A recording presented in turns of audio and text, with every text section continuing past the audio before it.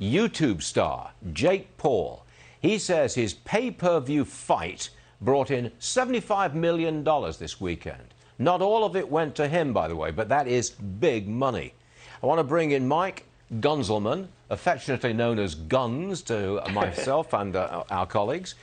First of all, Jake, Gunz. I wish you were Jake Paul.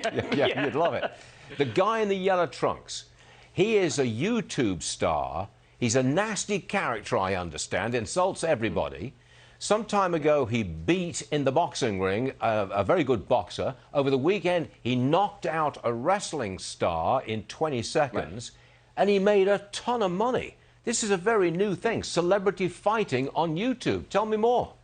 Right, so it's definitely a new wave. From a sports standpoint, it's kind of it's almost like mocking the boxing industry, but from an entertainment perspective, it seems to be working. So I stayed up and watched it. It was a 4-hour boxing event, but it had performances from like Justin Bieber, Ice Cube, Snoop Dogg is one of the boxing commentators. So was Pete Davidson from Saturday Night Live. So there wasn't too much boxing actually going on, but it did work from the company. They're called Triller. They're a social media app. They do like videos and music videos. It worked from their perspective because Jake Paul is claiming that they did over $1.5 million buys. It was $50 for each person to purchase this. So that would be around that $75 million mark right there.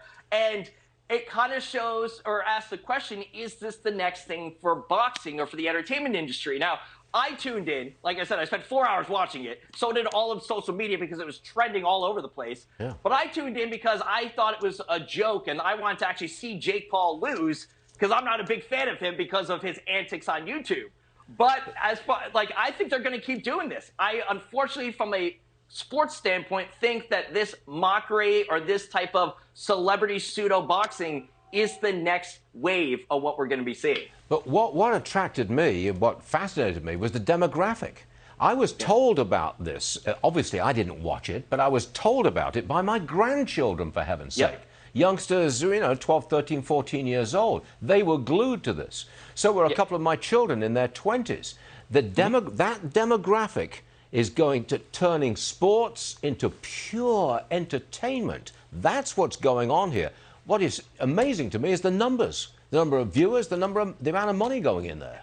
Yeah, Jake Paul was one of the original YouTube influencers, and you cannot deny how important or how much ad revenue these people are bringing in. He's got over 20 million followers on YouTube alone, so people are going to hire him, or he's going to do these public events so he can keep raking in that money. And you're right, the whole entire TikTok social media craze that, the teens and Gen Z and millennials, that is literally the way that the media industry is going. Because people watch these influencers and they're bringing in that young demo, that can be vulnerable at times, but also are willing to spend and pay that money. And that's all the advertisers care about. And that's what's happening with these influencers and how much credence they have. You better get in while you can, because pretty soon, Gunz, you're going to be too old for this. All right, Gunzelman, thank you very much, sir. See you again soon.